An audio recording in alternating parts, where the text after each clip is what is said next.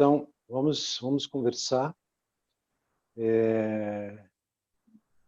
E eu não tenho noção, né, de quem está aí no meu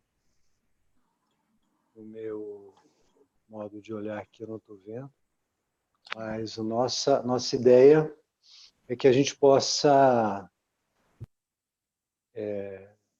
conversar sobre o tema proposto, né, fundamentos do yoga,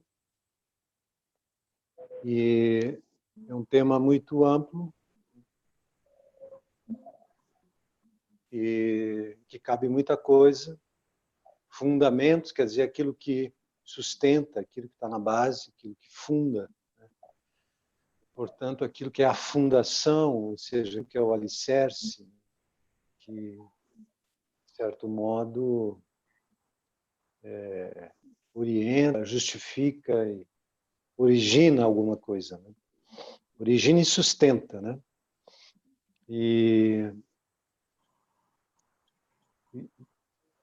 temos uma amplitude muito grande aí nisso, mas nós estamos abordando o yoga como um saber prático, que enquanto saber tem uma compreensão do ser humano, tem um modo de olhar para o ser humano, e enquanto prática tem um modo de intervir sobre essa estrutura humana e fazer com que ela atualize todo o seu potencial, manifeste tudo o que é. Vamos falar sobre isso. E minha intenção é que a gente converse um tempo e vocês possam fazer alguma pergunta, porque esse tipo de assunto amplo, ele sempre tem uma espécie de, digamos assim, de risco, né? E ao mesmo tempo ele tem uma característica que às vezes ela responde muito mais quando as questões surgem das próprias pessoas. Nós vamos apresentar uma visão inicial para quem já conhece o yoga, talvez seja um modo de refletir novamente a respeito. E para quem ainda não conhece muito, é uma maneira de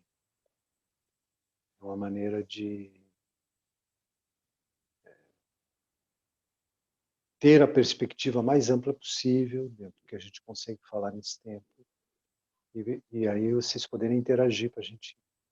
O objetivo é que vocês tenham uma noção muito clara do que é o yoga, das possibilidades que o yoga tem, enquanto prática, e do que é o yoga enquanto uma essência, uma dimensão do próprio ser. Ok? Então, assim, para a gente começar, sugerir que, como é um assunto que nos puxa para uma dimensão cognitiva, intuitiva, mais sutil do que aquela que a gente usa para ir na padaria, para ir no supermercado, para fazer coisas comuns. Embora, como eu tenho falado bastante sobre isso, tudo que você faz na vida pode ser vivido a partir da mais alta frequência possível que a sua mente é capaz de chegar. Isso significa, então, meditativamente. Tudo se pode viver meditativamente. As coisas mais simples, como essas que eu acabei de citar, ir na padaria, no supermercado, lavar a louça, varrer a casa, conversar com alguém, trabalhar numa área técnica. Tudo isso pode ser vivido a partir da frequência mais sutil do ser, a frequência mais sutil da consciência, da mente. É dali que a mente se acopla com a alma. No entanto, isso não ocorre. Normalmente, não é necessário, até mesmo para a própria eficiência do que se faz, não é necessário que se esteja numa dimensão mais sutil da mente. Então você acaba não estando nessa dimensão mais sutil da mente e vivendo de um modo assim, digamos, na dimensão, na frequência mental suficiente para aquilo que você está fazendo. E as frequências mais sutis são aquelas que podem ser desenvolvidas, podem ser ativadas com meditação, com as práticas yogas. Até mesmo isso que nós vamos conversar agora, por alguns minutos, conversar a respeito do yoga, refletir juntos a respeito do yoga, isso já é uma prática de yoga. Isso é o que se chama de viveka. Viveka significa discernir, refletir, utilizar a capacidade cognitiva, né? E, portanto, já é uma prática. Então, estou querendo dizer para você o seguinte, quando você vai fazer uma prática, você pode, enquanto está praticando, depois de um tempo, não sabe quanto, entrar numa frequência mais sutil, meditativa, né? Ou você pode, antes de começar, se abrir para sintonizar com uma frequência mais sutil. É o que se faz normalmente numa prática de yoga. Faz um mantra de conexão inicial, que exatamente tem essa função de elevar a frequência do coração, da mente, para uma instância mais próxima da dimensão da, da alma, da dimensão do que a gente chama de yoga. E por isso você faz normalmente essa mantra, né, inicialmente. Então, sugiro agora que, se não vamos fazer um mantra, eu sugiro que você faça por alguns minutos, 2 minutos, vou marcar, vou indicar. Relaxe onde você está, respire profundo. Se puder, feche um tantinho os olhos, solta a mandíbula, solta os ombros, deixa as tuas mãos relaxadas em algum lugar. Respire lento e profundo, respire contando 5, segure contando 5, exale contando 5. Relaxe e fique aí para um tempo, 1 minuto, 2, eu vou avisar, com essa respiração 5, 5, 5. Estabiliza, relaxa, desprende.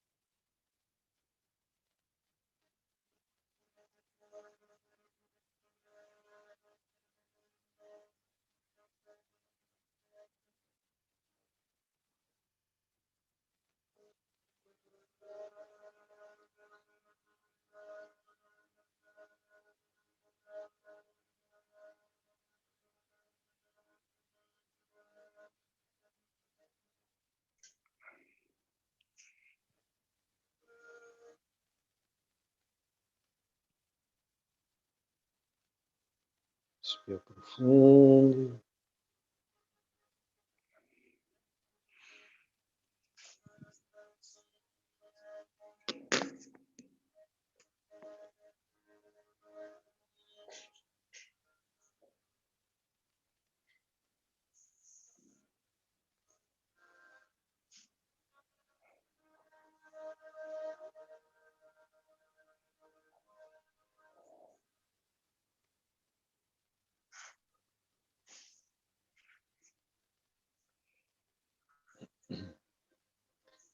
Pode ir apenas observando a respiração, sem interferir mais.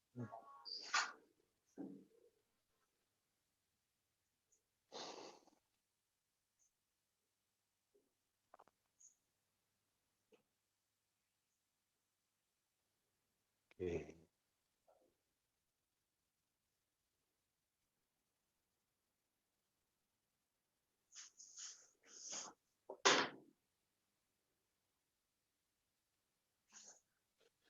Gente, vamos. O yoga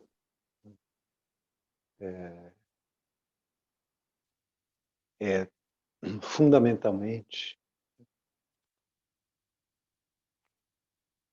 uma dimensão da existência, uma dimensão de onde a própria existência emerge, que inclui a existência, portanto, também aquilo de onde ela emerge, que está sempre presente em cada passo da existência. A existência, o surgimento, como uma flor que se abre, de uma dimensão criadora, criativa, originária, que está sempre presente naquilo que dela se origina. Yoga é a consciência do originário e do originado simultaneamente. É a consciência do divino no humano. É viver a totalidade, que inclui a não forma e a forma, a inexistência e a existência, o divino e o humano, o manifesto e a manifestação, simultaneamente. Então, yoga é a plenitude do ser, que inclui o não ser. Isso não é uma coisa abstrata, filosófica, metafísica, isso é a vida, a sua totalidade, de onde ela emerge e ela ao emergir. O yoga é a consciência de ser essa totalidade. Isto é o que a existência possibilita, convida, convoca e às vezes cobra e exige, e puxa para isso. E se houver muito sono no meio da existência, a existência puxa para isso, como está acontecendo agora. Está sonâmbulo, de repente faz um barulho para ver se se acorda. Continua andando por aí com os olhos fechados, pode se bater na parede, pode fazer bobagem por aí. Que quando um sonâmbulo anda pela rua, corre o risco de agir de uma maneira muito inconsciente. Então, a existência convoca para a consciência da sua origem a cada passo. Todos os que existem são chamados a acessar a fonte do seu próprio existir. E acessar e vivenciar a existência a partir disso é yoga.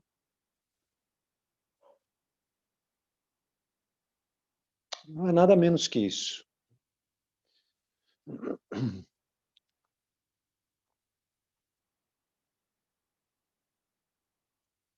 Existe então o yoga com consciência dessa plenitude e totalidade da existência, que se mostra a cada passo, gente, não é uma coisa fora do mundo, dentro do mundo, empiricamente vivida, cada respiração, cada passo, criativamente vivida, cada passo. Yoga é essa consciência. Agora, existe uma ciência da consciência. A ciência da consciência é a possibilidade de, através de um saber, uma compreensão da dinâmica da existência em suas várias dimensões, suas estruturas constituintes, né? Falando do humano, as dimensões do humano, né? O modo de olhar para o humano, as dimensões do humano. São as dimensões do humano: corpo físico, toda a dinâmica do corpo físico, que é bem complexa e sutil, sistema nervoso, neurônios, né? Toda a complexidade do cérebro, sistema glandular, hormônios, músculos, articulações, meridianos, aí no sutil, meridianos, chakras, várias densidades do prana dentro de nós, emoções, pensamentos, afetos, portanto, cognição, vontade, ação, comportamento, interação, estímulos, resposta. Tá? A brincadeira da vida. É a existência. A ciência que, digamos assim, mapeia toda essa estrutura humana. Ciência que mapeia essa estrutura humana. Portanto, como que tem uma espécie aí de mapeamento, mesmo como que fosse na geografia, todos os detalhes de uma rua, de uma cidade, dos bairros, ou então no corpo físico, a anatomia, as artérias, as veias, as várias substâncias, etc, etc. Tudo isso é o mapeamento, tudo isso é ciência, né, da existência. O yoga, enquanto saber, é uma ciência, um saber. Não ciência no sentido exclusivamente moderno, experimental, mas sim no sentido de um saber. E esse saber inclui, portanto, o mapa, inclui a intervenção sobre o mapa, e inclui aí os recursos para que a existência se sintonize com a sua origem, com a sua fonte, e o humano possa, com isso, viver na plenitude do seu próprio ser, incluindo o que eu falei no início, originário e originado, né? O divino e o humano enquanto forma. E a vivência dessa totalidade como consciência, como yoga, como estado de consciência, como o Patanjali no Yoga Sutra fala, o estado de consciência que surge quando a mente se abre para aquilo que está além dela mesma. Isso é o yoga. Isso, o yoga também é o quê? Intervenção sobre a estrutura humana para sensibilizar, ampliar, intervir, no final das contas, fundamentalmente, na qualidade da percepção, e com isso possibilitar simultaneamente a desconstrução de tudo que você pensava que era e o surgimento daquilo que sempre foi e sempre será. Adi Sati, Jugad Sati, Reipi Sati, Nanak Sati. Estava antes, durante, agora, sempre. Aquilo que é. Porque de onde tudo vem, de onde tudo volta, sem nunca ter saído. Então, o yoga, gente, trata da possibilidade humana mais alta, de explorar a possibilidade humana. Então, veja bem, o yoga diz respeito a toda a humanidade. O yoga não é uma coisa do Oriente. O yoga é uma coisa do planeta Terra. O yoga é um saber para o humano reacessar, reconectar, vivenciar aquilo tudo que ele é e está inconsciente de que é, porque está identificado com a dinâmica temporal das memórias. E o yoga é essa intervenção para desconstruir toda essa imagem, tudo que você pensa que é, para que possa surgir aquilo que nunca deixou de ser, e sempre é. Então, o Nietzsche fala uma frase muito enigmática que é: torna-te o que tu eres. Se já é, então como se tornar? É um acordar para o que já é.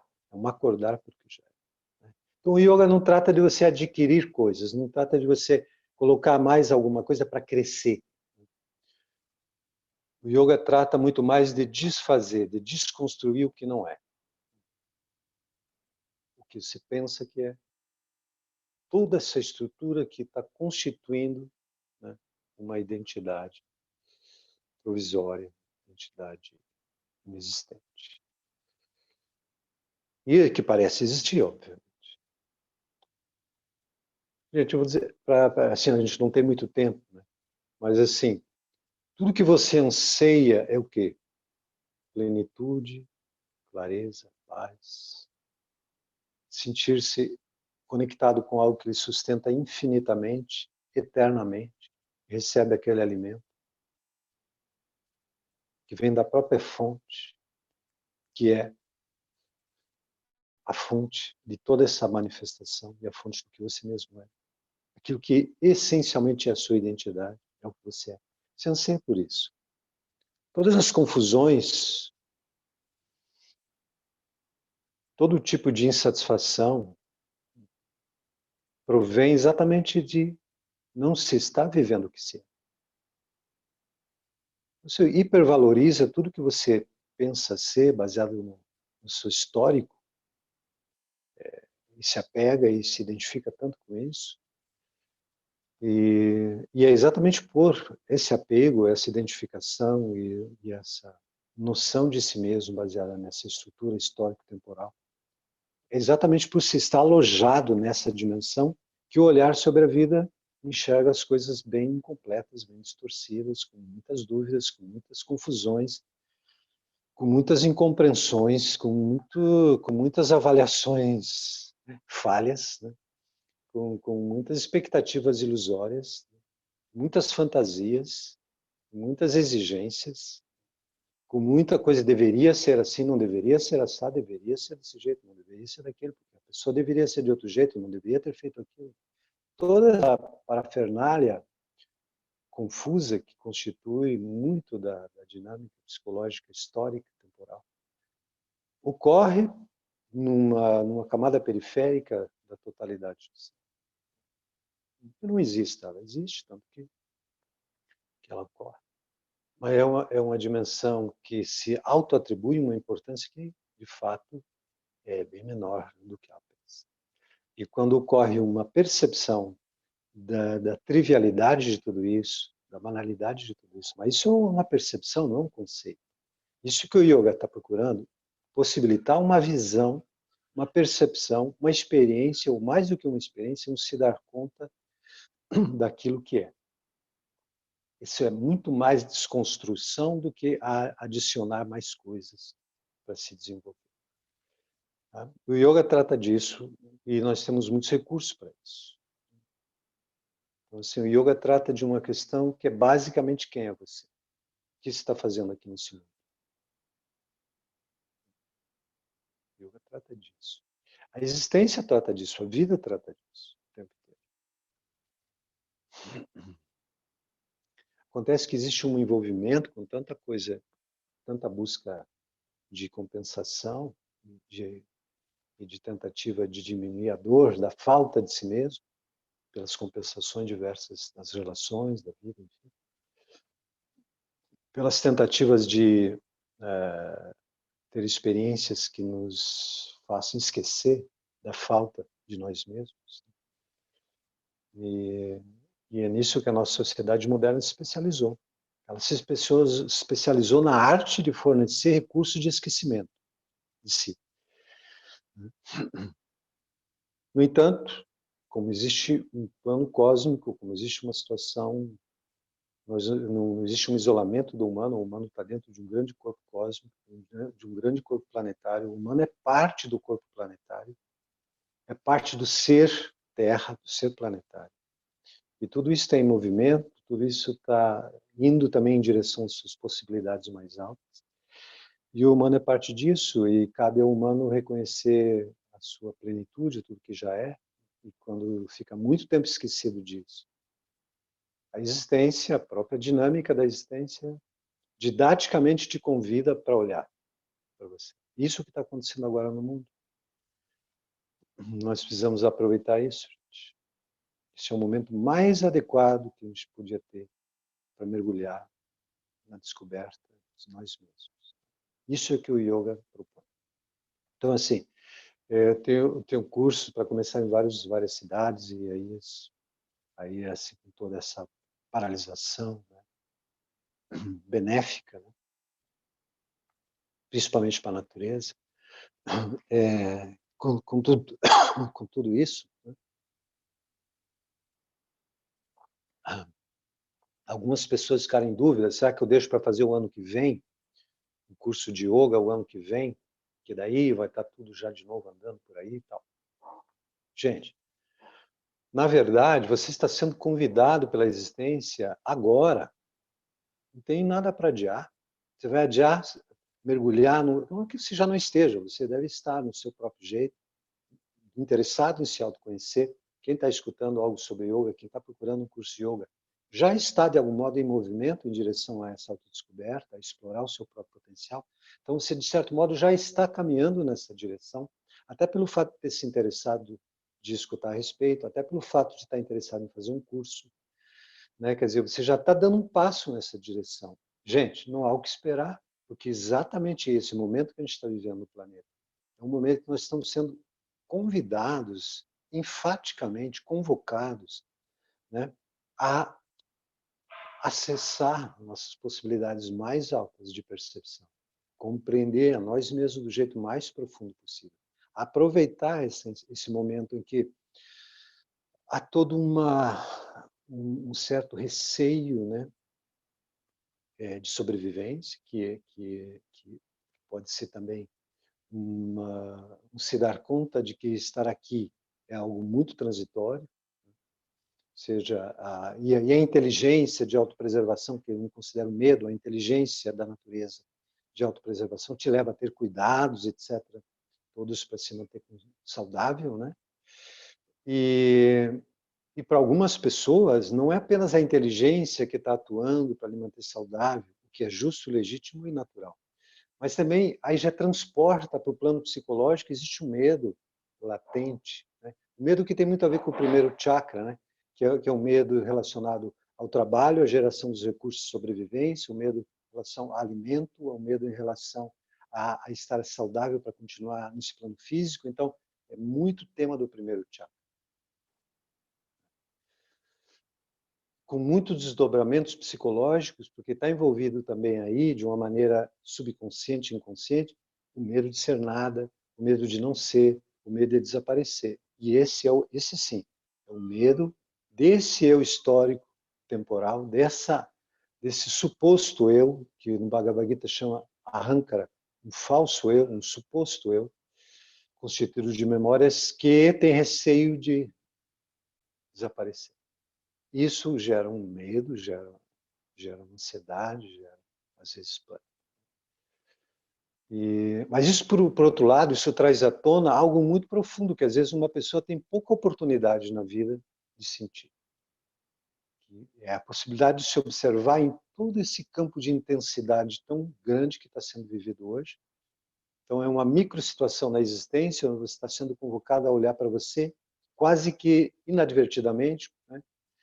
Quase que obrigatoriamente se olhar, porque emergem muitas coisas emocionais, muitos receios, muitos anseios, muita avaliação da própria vida, o que você tem feito com a sua vida até agora. Então, por várias razões, eu considero que é o momento mais propício que tem para alguém começar um curso, um percurso de yoga. Porque isso aqui não é um curso técnico, os cursos do Nanak Ashram, e trabalham com Hatha Yoga, com Kundalini Yoga, com Raja Yoga, né? E sempre foi assim. A nossa abordagem é ampla de yoga, né? Nunca foi alguma coisa técnica. Nunca foi tipo cursinho pré-vestibular, nunca foi um cursinho técnico para aprender a ser instrutor, porque isso é muito pequeno, entende? É muito trivial, muito menos do que é o yoga. Nosso propósito sempre foi e continua sendo, e cada vez a gente vai conseguindo chegar mais perto de atender maximamente as necessidades que surgem dentro de um percurso, de um curso, né, para que possibilite às pessoas uma vivência do que elas são, e fundamentalmente numa dimensão da alma, naquilo que elas pensam ser, tal como está vigorando hoje na identidade de cada um, e que elas possam então olhar para tudo aquilo que elas estão pensando ser e consigo enxergar tudo que não é aí.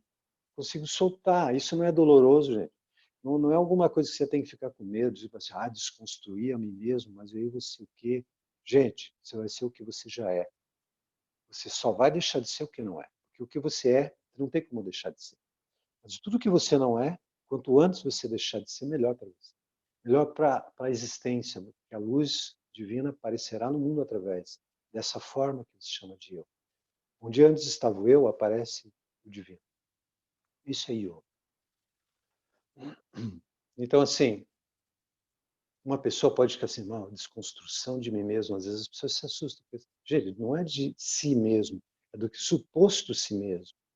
E, repetindo, tudo que você não é, quanto antes desaparecer, mais alegria, mais paz, mais clareza e confiança, mais celebração e êxtase ocorrerá nessa vida para cada um.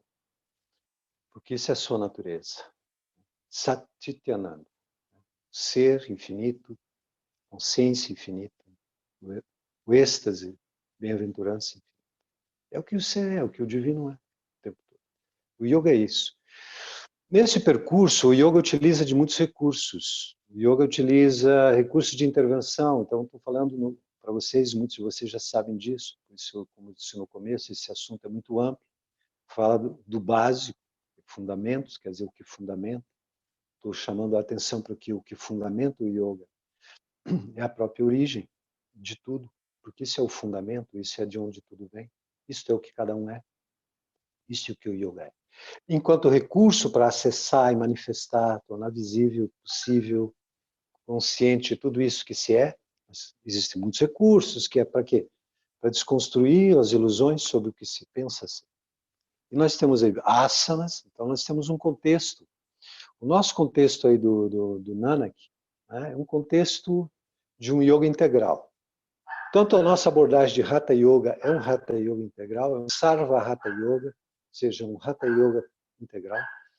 E o Kundalini Yoga, por natureza, já é um yoga integral. Então, quer dizer, integral significa que nós vamos utilizar recursos que partem da área muscular, articular, glândulas plexo, ou seja, corpo físico, corpo prânico, dinâmica psicológica, mapa da consciência, meditações diversas, técnicas diversas, asana, pranayamas, bandhas, mudras, o trabalho de pranayama usando tudo que o pranayama oferece de retenção de ar para mover o fluxo interno do prana, mudras para mover o fluxo interno do prana e ativar potencialidades de percepção, bandas para interferir no fluxo interno do prana. Então, nós temos esses recursos todos de intervenção energética a partir do corpo. Porque isso que é importante entender. Não é um trabalho corporal, é um trabalho de intervenção corporal visando uma modificação energética. E visando uma modificação energética para quê? Porque interferindo na dinâmica energética, você interfere diretamente na dinâmica psicológica, nas emoções e no processo mental, e na vontade, na pulsão da ação.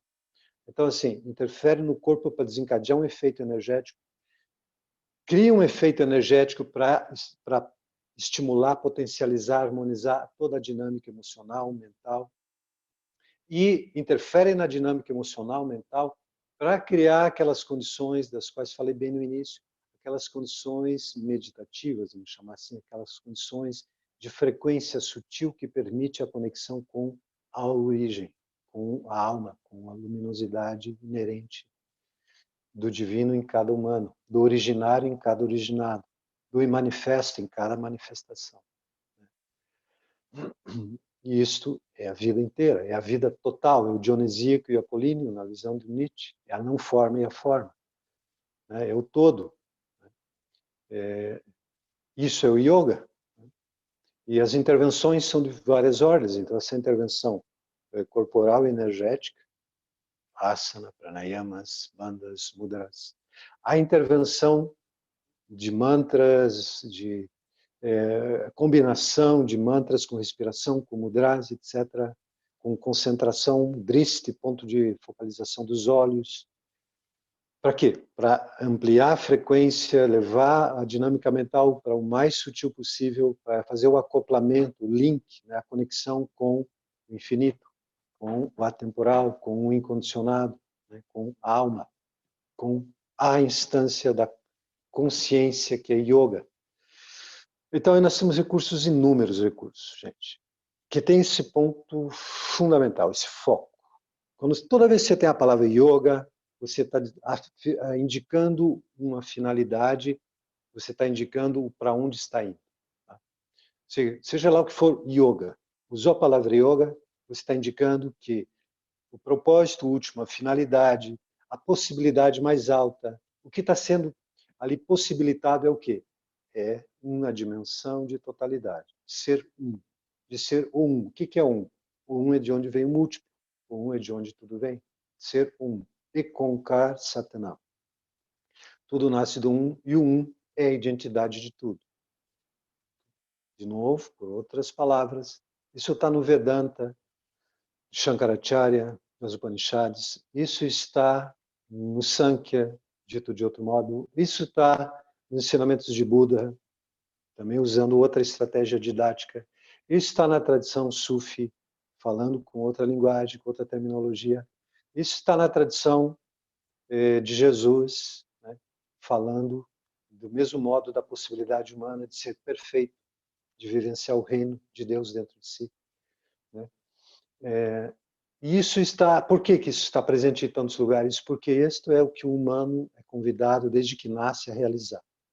Nasce para isso. E o yoga é isto também.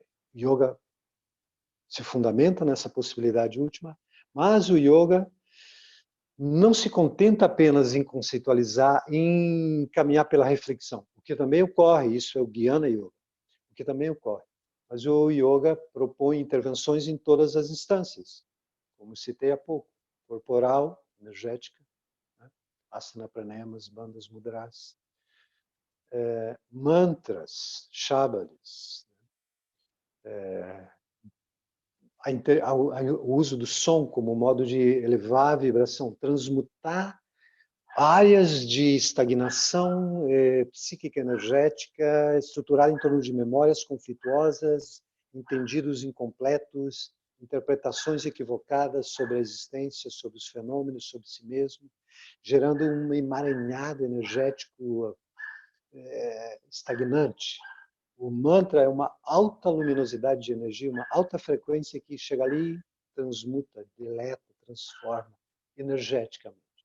E permite que um novo olhar surja e enxergue aquele conteúdo e reinterprete, ressignifique, transforme. Então, o yoga, né, tem muitos recursos. Um deles, um outro recurso, é o que nós estamos usando agora, usar a capacidade cognitiva, reflexiva, encaminhando sempre para uma dimensão onde a própria reflexão silencia e onde a meditação e o samadhi emergem. O uso rigoroso do cognitivo para abrir o campo do atemporal e do silêncio, da alma, é o Jnana Yoga, Yoga da sabedoria. A mobilização pelo coração, pelo afeto, mobilizado em direção ao infinito, através de diferentes recursos, diferentes práticas, diferentes novas, são novos, tradicionais, Bhakti Yoga. Isso é o caminho do coração, o caminho da devoção. Acho que tem então, esse processo todo de transmutação das possibilidades, elevação das possibilidades. Gente, eu acho bom desligar o microfone.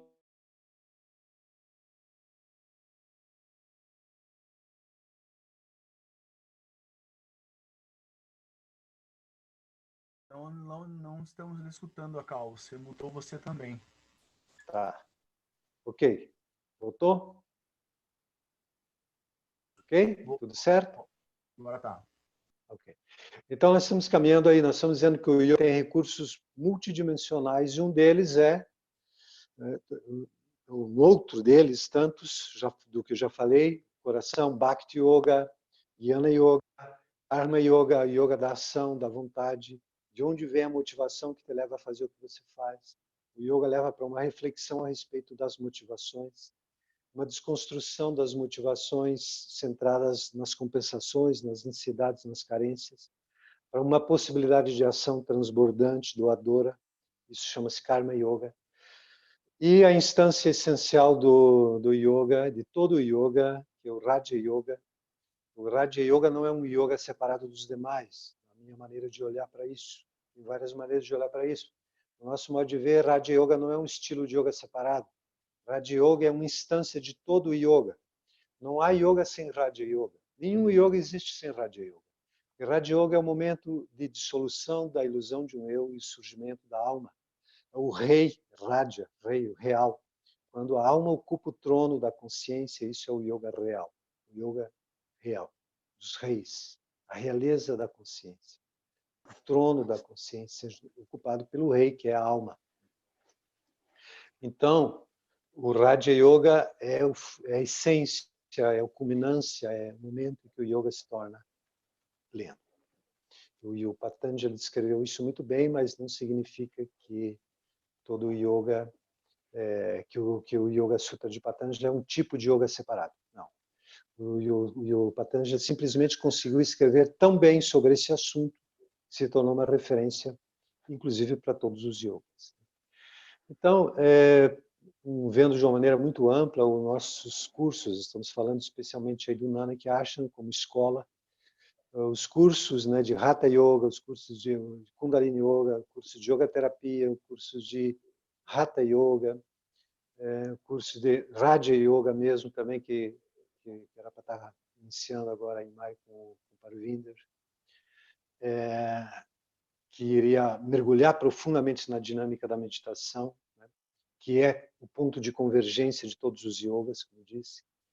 Não há yoga sem meditação.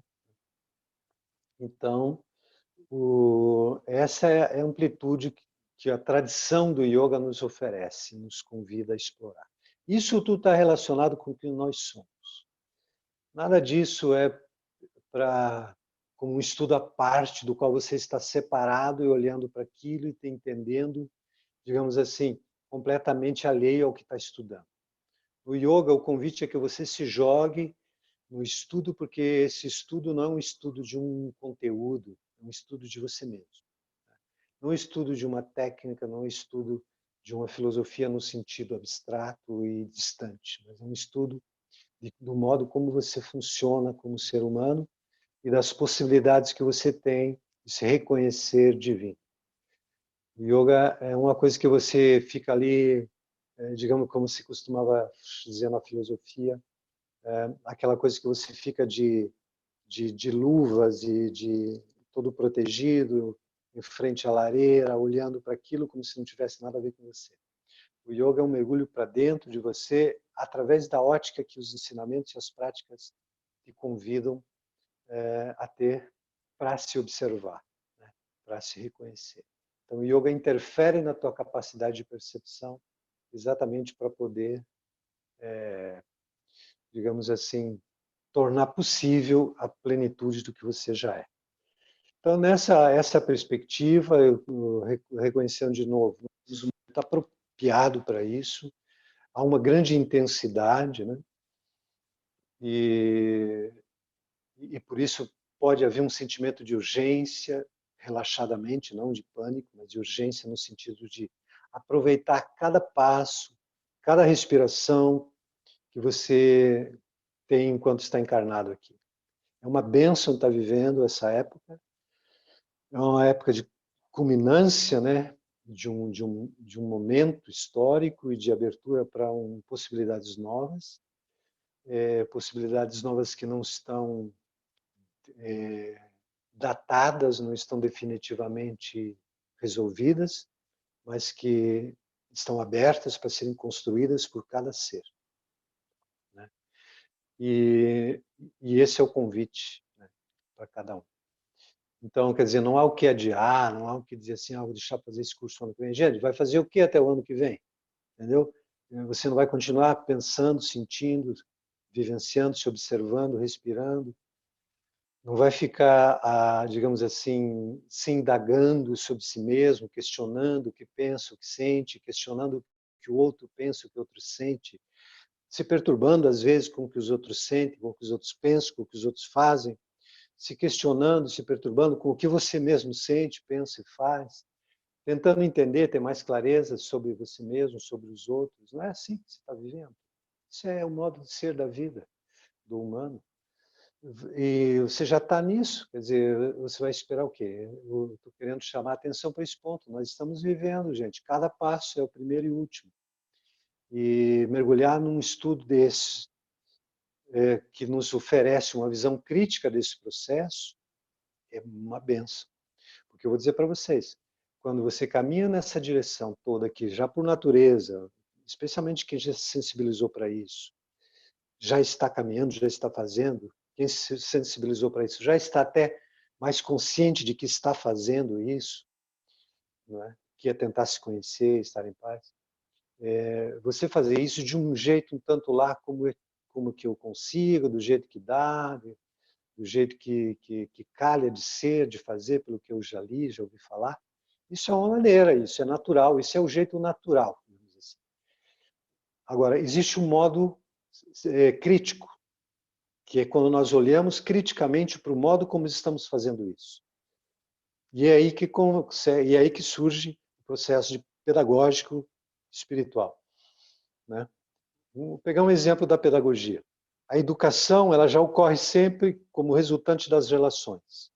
Antigamente, a educação ocorria dentro da dinâmica das relações, quase que exclusivamente. A pessoa aprendia um trabalho observando o seu pai, o seu avô, alguém fazendo, e ela aprendia e fazia o ofício. Ou ia em algum lugar, quando queria aprender algo diferente, observava e tal, e aprendia. Era um processo natural. A educação sempre já existiu. Nunca houve um momento que não havia educação. Educação é esse aprender constante que é intrínseco ao humano.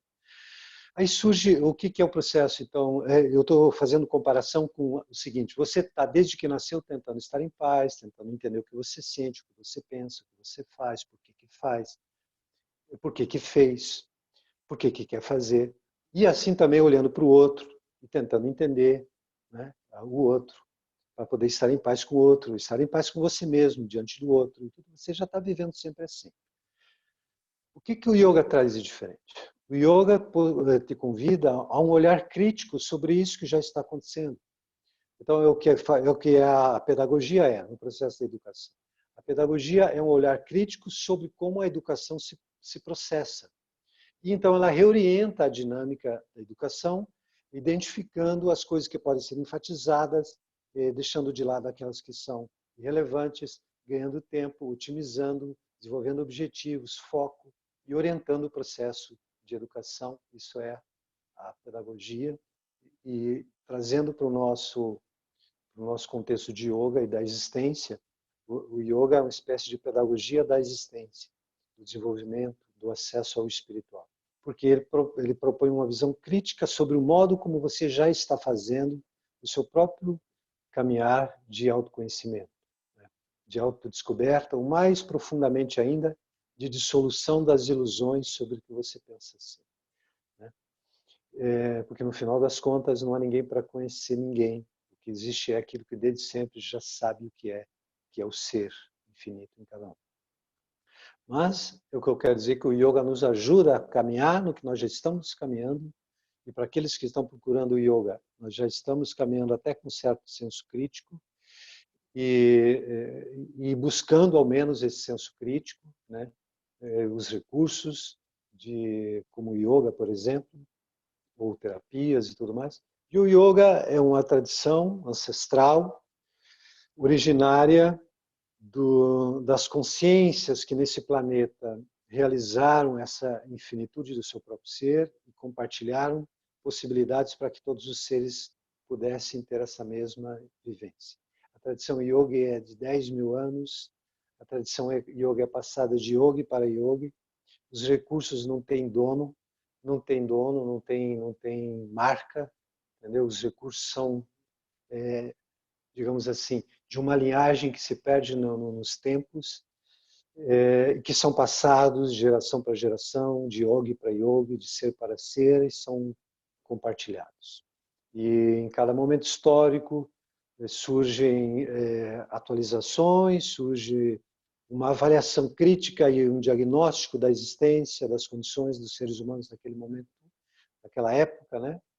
E naquele lugar, e com isso há uma identificação de necessidades novas e, portanto, um jeito um pouquinho diferente de usar os recursos para poder dar o impacto que é fundamental que seja dado para que a percepção se libere dos esquemas habituais e consiga fluir numa dimensão livre do tempo e espaço, livre dos condicionamentos, livre de si mesmo, livre do suposto si mesmo, ilusório. Então, para completar, depois vocês podem perguntar alguma coisa, o Kundalini Yoga, o Hatha Yoga são parte de uma mesma linhagem.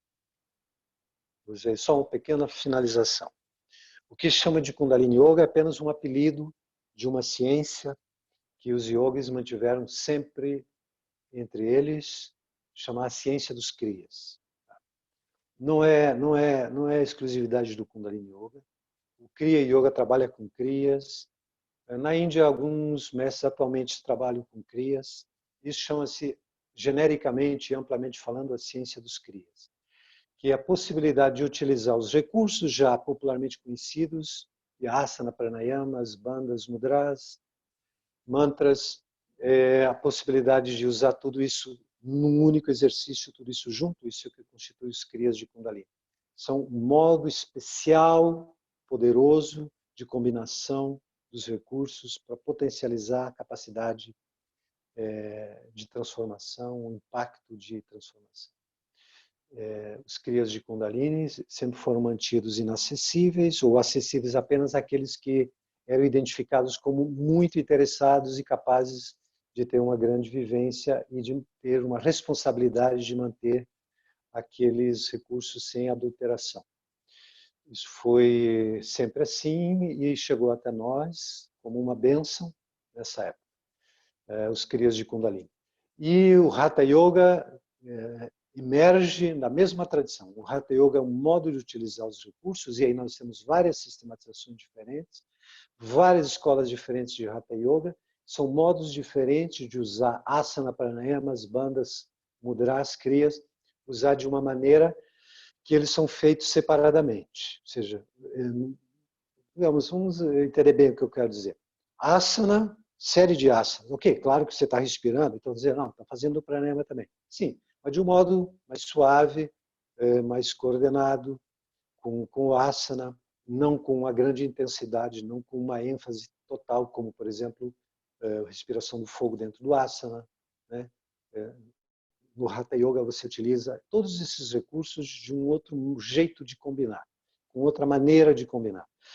Isso sempre foi, nem sempre, né? Do século XIV, mais ou menos 15 para cá, se tornou um pouco mais, com os textos tradicionais que surgiram do Hatha Yoga, se tornou mais acessível, antes era mantido secreto também. Se tornou mais acessível. Não é que o Hatha Yoga passe a existir do século XIV para cá, isso é uma grande bobagem. Quando uma coisa é escrita, não quer dizer que ela surgiu ali. Ela é mantida de tradição oral. Depois, por as condições consideradas favoráveis, receptivas, não ofensivas, não hostis, surgem os textos, né? Foi isso que aconteceu. Então, o Hatha Yoga se tornou conhecido nos últimos séculos, tornou quase um sinônimo, né, para muitos do que seria yoga. Mas os Kriyas de Kundalini foram mantidos ainda com os seus critérios para não serem ensinados popularmente. O Yogananda começou a ensinar os Kriyas, com o critério do Kriya Yoga. Outros mestres passaram a ensinar Kriyas e nós chegamos a receber toda essa enormidade de Kriyas de Kundalini, né, que estão aí sendo praticados dentro do que a gente chama de Kundalini Yoga, que é um nome genérico, né, para dizer a respeito do trabalho de dinamização energética, de alteração de nível de percepção de consciência. E esse modo de Kundalini que nós temos é muito completo e muito apropriado para essa época, porque ele está sintonizado com a tradição dos Shabadis e com a linhagem espiritual do Guru Nanak, que é uma tradição cujo propósito e cujo estilo de trabalho espiritual é viver no mundo, na vida familiar, profissional comum, não precisando ser um sadhu, um sannyasi, um retirante da vida social familiar. Então, o Kundalini Yoga tem essa característica.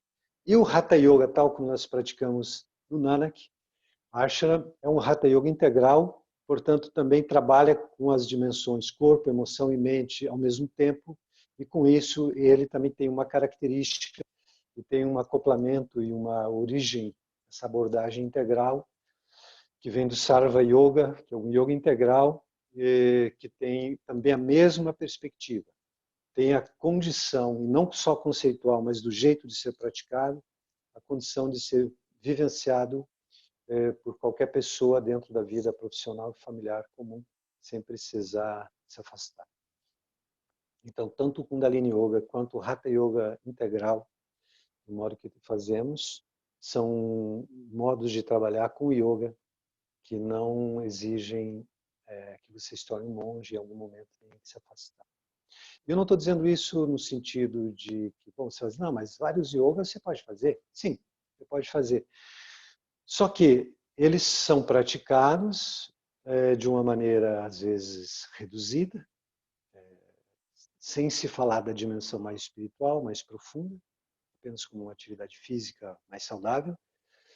Porque se eles fossem falar da dinâmica mais profunda, meditativa e espiritual, eles estão acoplados com uma perspectiva monástica hindu que ele convidaria a então sair, né, para poder ir mais fundo, se tornar alguém que se afaste da vida familiar profissional comum. É o desenho é um modelo de trabalho espiritual que é válido, que é eficiente quando bem vivido. E não há nada contra isso, ao contrário, é uma tradição de milênios na Índia. Muitos grandes mestres foram dessa linhagem. No entanto, é possível o Hatha Yoga numa perspectiva integral, como o Sarva Yoga, como o Sarva Hatha Yoga, ser um yoga para viver dentro do mundo, assim como o Kundalini Yoga é um yoga para viver dentro do mundo. E deixar aberto a si mesmo todas as possibilidades. Depois eu comprei e não faz isso não. Todas as possibilidades que o yoga traz, né? Plenamente disponíveis, sem precisar se afastar da vida. Depende da dedicação, da entrega de cada um. Então, gente, dentro do tempo que eu tinha para conversar, deixo aberto agora para vocês, eu reafirmo isso. Quer dizer, o yoga é para todo mundo, porque é para todo humano.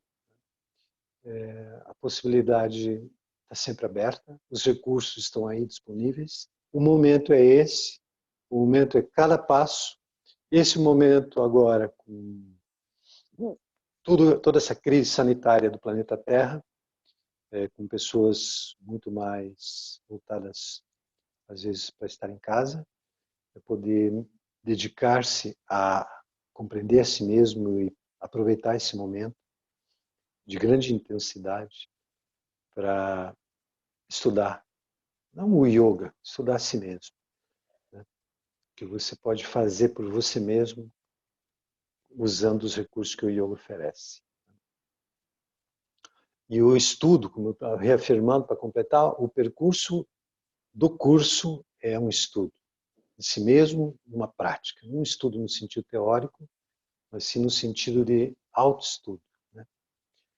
Estudo de si mesmo, pela autoobservação, também pelo apoio do conhecimento yogi, crítico e elucidativo sobre a estrutura humana e todos os recursos práticos que oferece para que você possa trabalhar com você mesmo, para dissolver toda essa dimensão ilusória de si mesmo, ilusória toda vez que você sente conflito e fica confuso, significa que você está vivendo na frequência incompleta do seu próprio ser, e isso é um sintoma de que lhe cabe trabalhar e ir mais fundo, né? Ir além disso, ir além do que você pensa que é. Isso é a tradição do yoga que afirma. E essa é a base da psicologia yoga. A psicologia yoga se baseia no fato de que a identidade humana mais alta e mais, digamos assim, profunda, né? A instância última, o núcleo essencial da identidade humana é pura consciência luz, infinitude. E tudo que é menos que isso é uma visão incompleta e comprometida a ser desconstruída. Então, o Waheguru, se tiverem alguma pergunta, não sei quanto tempo tem ainda, se alguém sabe aí do Nana que pode me dizer, mas são 8h06, então quem quiser fazer alguma pergunta, deve ter mais algum tempo. A gente tem aí, Cal, pelo menos uma hora aí de perguntas, perguntas e respostas. Pela quantidade de pessoas que tem aí, acho que é um tempo bem razoável. Maravilha.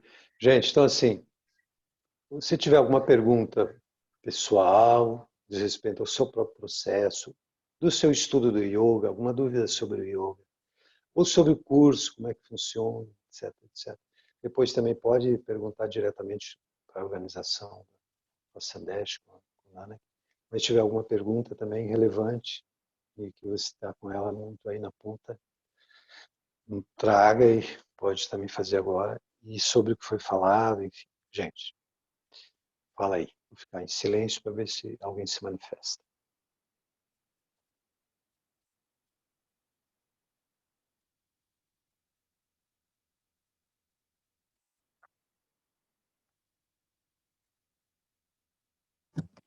Oi, boa noite.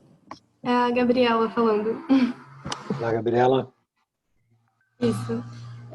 Eu queria saber se tem alguma respiração que você considera ser a melhor para quando a gente está tentando se acalmar da ansiedade, que às vezes agora nesse momento de quarentena, tipo, eu fico um pouco ansiosa de ficar tanto tempo dentro de casa e eu tento praticar a meditação, mas eu queria saber se tem alguma respiração que você considera ser a mais específica para praticar nesse caso.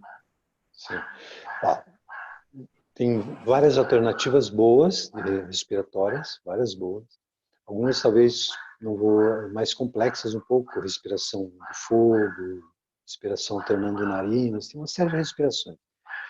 Mas eu posso te dizer uma que é uma das mais simples, né, para a ansiedade, porque a ansiedade é basicamente excesso de carga. Excesso de carga no sentido de peso, no sentido de você estar com muita energia armazenada para fazer alguma coisa e essa alguma coisa não está acontecendo e você fica carregando, aumentando, digamos assim, a disposição energética, né? Se preparando, se carregando energeticamente para alguma coisa e não está descarregando suficientemente. Não está, portanto, utilizando suficientemente aquela energia que está sendo disponibilizada para ação, para interação, para responder aos estímulos, etc. Então, do que se trata? Ansiedade é basicamente excesso de carga e, portanto, necessita descarga, necessita descarregar. Descarregar significa, então, em termos de respiração, exalar. Exalar, então, soltar o ar muito, muito longamente. Uma coisa muito simples que você poderia usar é inspirar profundo, por exemplo, sugiro-se muito basicamente, inspirar pelas narinas profundamente, contando até 4, por exemplo. O tempo você pode adaptar. E exalar pela boca, contando até 8. Inspirar pela narina, exalar pela boca o dobro do que inalou. Então, se inspirou 4, exala 8, ou 10, ou até mais. Gente, quando você exala, você estimula o sistema nervoso parasimpático. O parasimpático é estimulado na exalação. Se a tua exalação é longa, o efeito no parasimpático é maior. O parasimpático, ele está sempre naquela confluência polarizada com o simpático. O parasimpático ele leva para o relaxamento, para a desaceleração, para a receptividade. Né?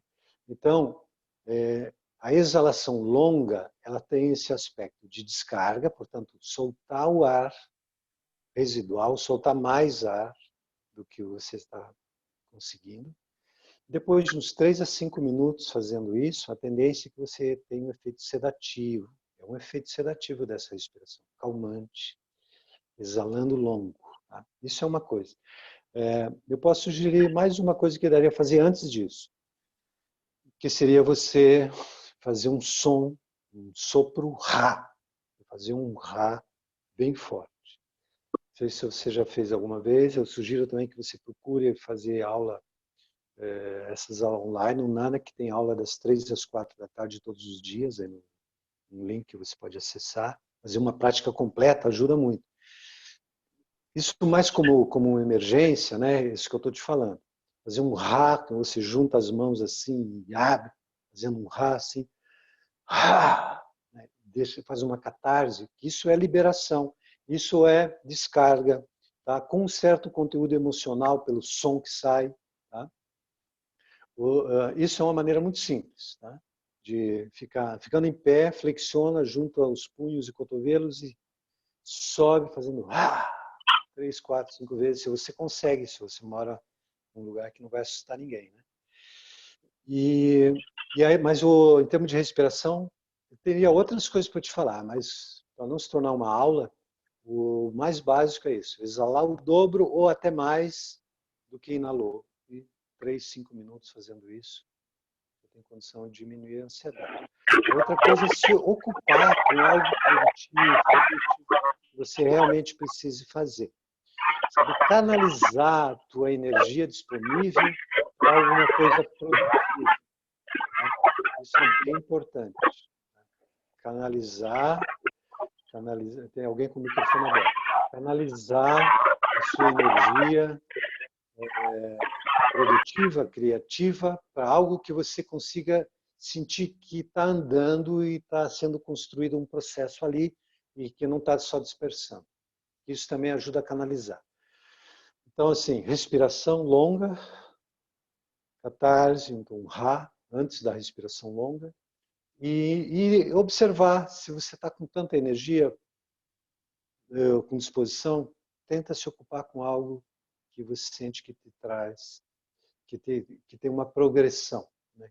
Um estudo, por exemplo, um curso, né? Uma leitura, alguma coisa como poesia, música, algo criativo. Se ocupar com algo criativo também é uma benção, ok? Entendi. Muito obrigada. Gratidão pela resposta.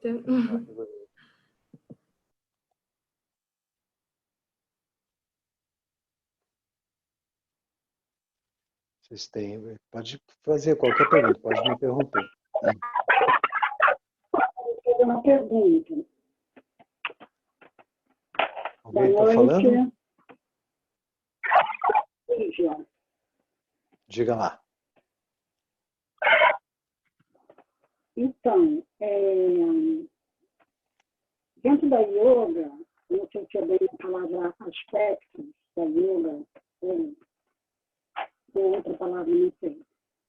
Você tem a devoção, o conhecimento, a prática, a meditação, com todos esses caminhos para a dissolução do eu. Você tem que... Deixa eu ver. Eu estou tentando te escutar bem, não estou escutando tão bem. Estou escutando muito vagamente, assim. Bem, dentro dos aspectos da yoga, Sim. a devoção, conhecimento, prática, meditação, você tem Sim. todos esses aspectos dentro do yoga. Certo. Levar na dissolução do eu. É necessário utilizar todos esses caminhos para essa desconstrução desse falso eu, Sim. devoção, conhecimento, prática e meditação. Sim. Você está perguntando se é necessário todos esses recursos simultaneamente, é isso?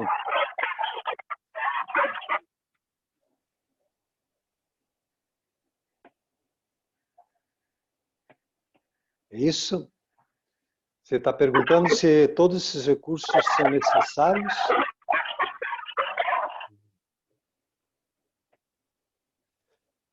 Não estou entendendo bem, não estou conseguindo escutar, está um som meio metálico assim. Alguém está escutando bem? Pode repetir? Cal, é que assim, tem alguém com o microfone ligado, a gente está identificando quem é para desligar aqui, tá? Tá. Talvez se ela repetir também ficou difícil da gente entender, por causa desse barulho. Sim, Ela tenta pode também digitar no chat a pergunta. Isso. Eu só queria que ela confirmasse se ela está perguntando isso. Se ela tá dizendo que existem muitos recursos para trabalhar com yoga, né? Muitos caminhos, muitos recursos, e se é necessário trabalhar todos eles. Me parece que foi isso que ela perguntou, não sei. Alguém que escutou pode confirmar se é isso? É isso, Lívia. Você pode fazer um sinalzinho pra gente que a gente está te vendo na câmera. É isso sim, Cal. Veja bem, nós somos um todo. O que nós pensamos ser a identidade, quando eu falo eu, estou dizendo eu, quem sou esse eu? Quem é esse eu? É o que a gente pensa ser baseado em quê? Baseado nas experiências, nos conhecimentos, em uma série de resíduos, de memórias, desde que a gente nasceu até antes. Tudo isso constitui o que nós pensamos ser. O yoga é um trabalho de desconstrução dessa noção de si, que é o ahankara, que é o suposto eu, para a abertura do que se é, para a dimensão da alma. Muito bem. Isso que nós pensamos ser não está presente em algum lugar da cabeça, assim como um eu. Não, isso que nós pensamos ser está disseminado em todas as estruturas que nos constituem. Isso que nós pensamos ser está no corpo, em forma de couraça muscular, em forma de padrões repetitivos de movimentos, em forma de condição do sistema nervoso, do sistema glandular. Isso que nós pensamos ser está também instalado na dinâmica prânica, nos meridianos, os chakras, né?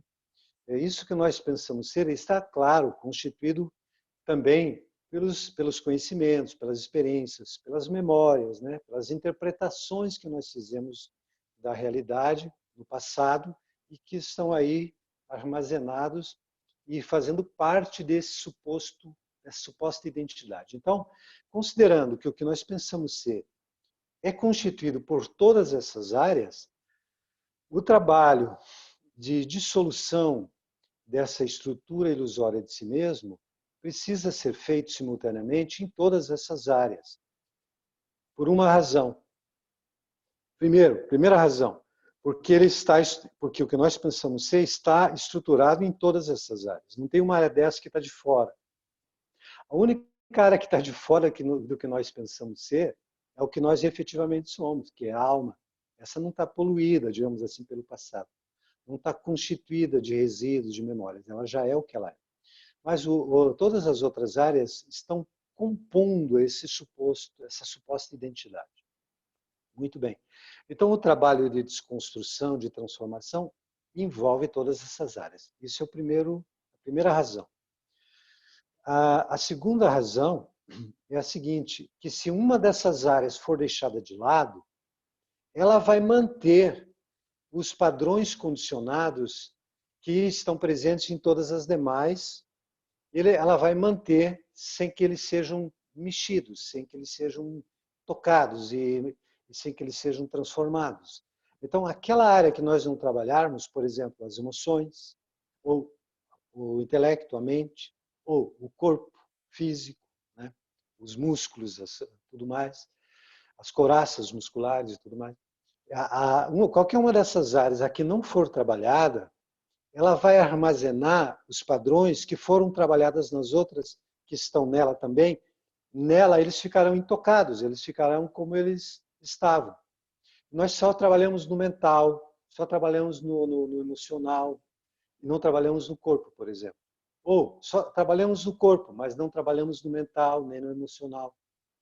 Ou trabalhamos no mental e no corpo, mas não lidamos com as emoções. Não importa. O que for deixado de lado, ele vai armazenar como uma semente, como um núcleo de padrões, ele vai ficar ali como que escondido ali, reservado ali, refugiado ali. E você trabalha no mental, trabalha no corpo, trabalha onde for, e naquele você não trabalhou. Então o que vai acontecer? Ele vai progressivamente, ou continuamente, melhor, ele vai reativar os padrões que você está trabalhando nas outras áreas. Então você está trabalhando no mental para mudar suas crenças, para transmutar seus padrões mentais, para ter conceitos mais elevados, mais elaborados, mais lúcidos, mais espirituais. No entanto, o seu plano emocional não está sendo mexido. Então, os condicionamentos, as crenças que estavam no mental, elas vão para o emocional. E talvez para o corpo também, se você não está trabalhando o corpo.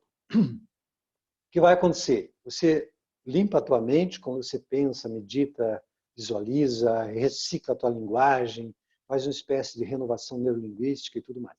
Daqui a pouco vem de novo aquele mesmo padrão que você pensou que já tinha deixado de lado, lá vem ele de novo. De onde que ele veio? Estava escondido aonde? Ele ficou escondido em alguma dessas áreas que você não trabalhou. Tá? Gente, para que uma pessoa consiga fazer um trabalho exclusivo numa área sem trabalhar nas outras, que é o que algumas tradições da Índia faziam e fazem ainda, necessita-se um estilo de vida afastado, especialmente regulado, para que as variáveis que interfeririam no processo da consciência, vindos daquela área, não sejam estimuladas.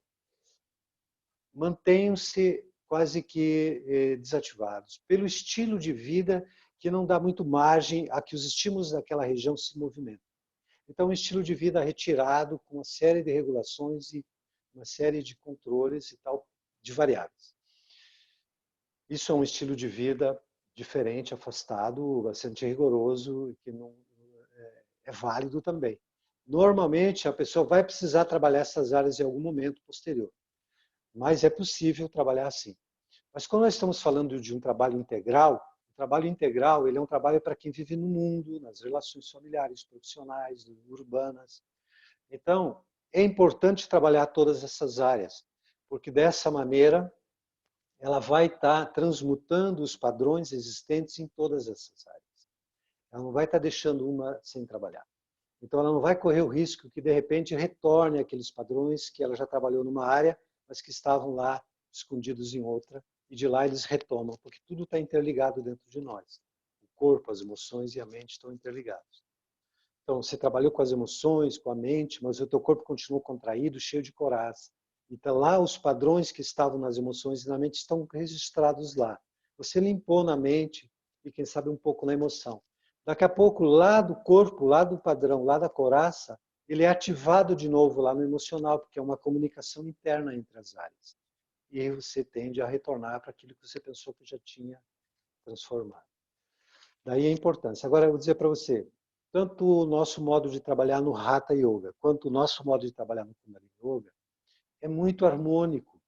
Ele não exige assim uma coisa fragmentada de trabalhar aqui, lá e acolá. É um trabalho orgânico, um trabalho sistêmico, conjunto, né?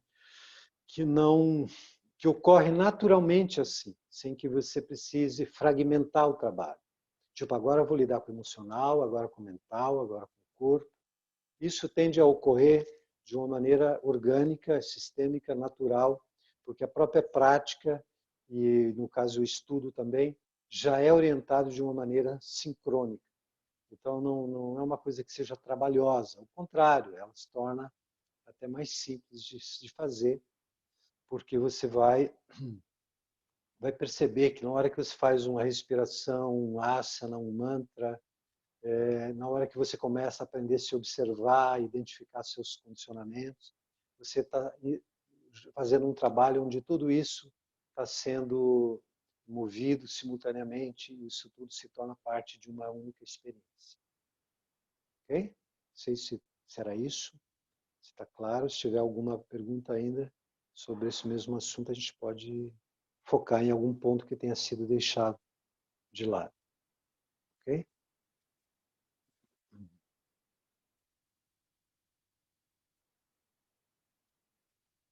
Tudo bem?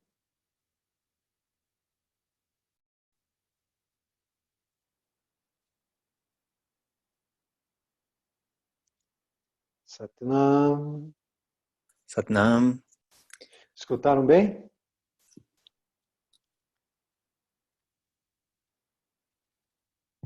Sim, Akal, tá bem claro, sim. Tá.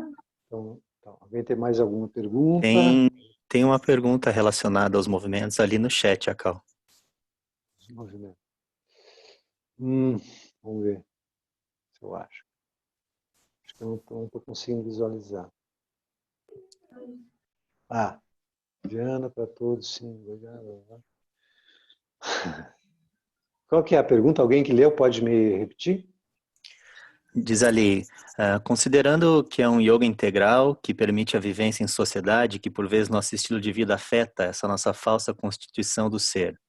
Se eu tenho uma rotina, uma profissão que também atua com o corpo, movimento e respiração, e tenho emoção, por exemplo, a dança e o pilates, se essa rotina afeta também a dissolução do que se é. Sim, tudo que for, veja, tudo que descristaliza, tudo que coloca movimento, e especialmente o movimento criativo, espontâneo, no trabalho corporal, é bem-vindo e tende a ter benefícios, certamente. Por exemplo, dança, quando é uma dança espontânea, por exemplo, é uma dança que tende a levar a um aumento do repertório da mobilidade. Toda a área motricional é levada para uma ampliação de repertório, o que descondiciona daqueles movimentos rotineiros e restabelece um fluxo criativo no movimento. Isso é bom, isso contribui muito, né, com o processo.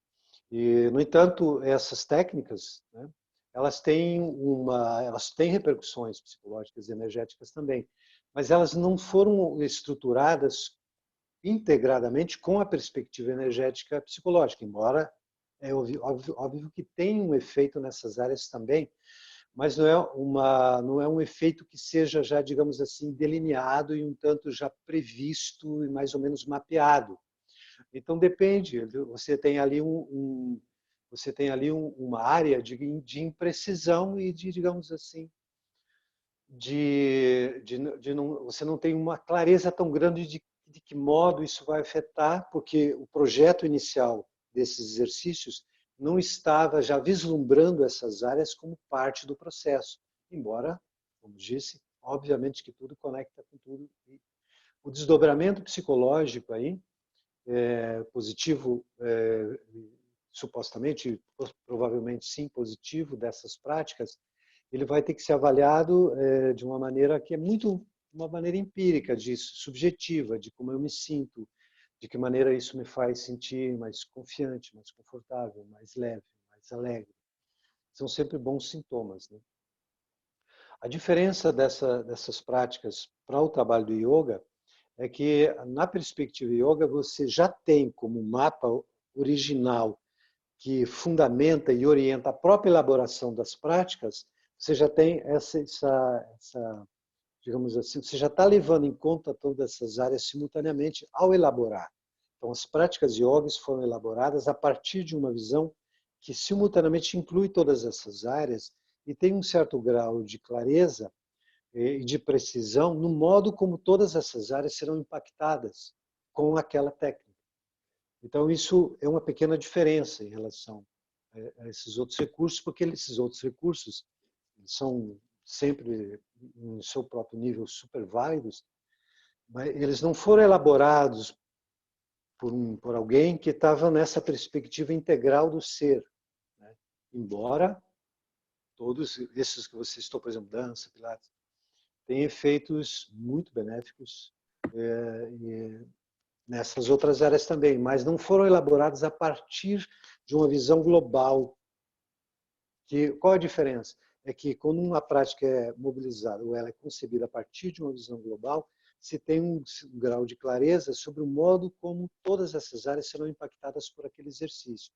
E já se tem como, digamos assim, pressuposto de que todas essas áreas serão impactadas. Você sabe, por exemplo, de que modo que um asana interfere no chakra, de que modo que esse chakra interfere nos corpos, de que modo que os corpos mobilizam os processos psicológicos. Então você sabe que determinado asana e respiração mobiliza a energia para um chakra e, claro, move músculos, plexos, glândulas, mas principalmente mobiliza a prana para um certo chakra. Você sabe que esse chakra leva energia para determinada área da consciência. Você sabe que aquela área da consciência é responsável por tais e tais funções psicológicas. Então você tem uma clareza bastante grande já do modo como cada movimento, cada postura, cada respiração vai afetar o todo ao mesmo tempo. Então, isso é bastante importante na orientação de um trabalho que, como disse em um certo momento, tem como finalidade fundamental que todas essas áreas, mental, emocional, prânico e físico, todas essas áreas estejam em condições absolutamente harmônicas, favoráveis para que surja aquilo que é a dimensão, vamos chamar genericamente, da luz ou da alma, do infinito. Então, é isso que é o ponto. Agora, essas práticas são super bem-vindas e não tem nenhum tipo de, digamos assim, incompatibilidade com o yoga. Elas não substituem o yoga, obviamente, porque elas têm os seus próprios objetivos. E o yoga tem seu próprio objetivo. Mas elas se combinam e não se contradizem, não são antagônicas. São bem-vindas. E o caso da dança, principalmente, contribui bastante para o desbloqueio dos movimentos e também para até um desbloqueio expressivo, né, psicológico, através da dança espontânea. Não sei se está claro nessa direção que você perguntou. Qualquer coisa pode refazer mais algum detalhe da pergunta.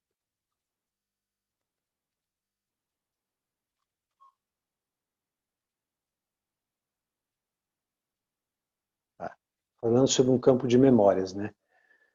Eu não vi o final da pergunta, mas está falando a respeito de um campo de memórias antigas. Em relação ao campo de memórias muito antigas que carregamos de nossos ancestrais, como percebê-las para que sejam transmutadas?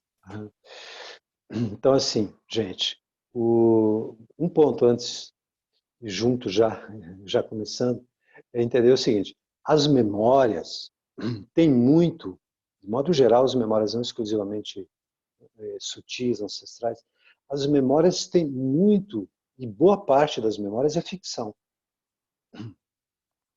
Não sei se vocês já pensaram sobre isso. O que é uma memória? É o registro de uma interpretação de um fenômeno ou de um acontecimento, certo? Então, você diz, aconteceu tal coisa. Eu estou falando das memórias dessa estruturação histórico-temporal que constitui o eu, para depois chegar nessas outras, talvez mais sutis, de memórias que vêm de processos, chamou de ancestrais. Então, veja bem, em geral, primeiro, vamos continuar, essas memórias são uma boa parte delas é ficção. Em que sentido que é ficção?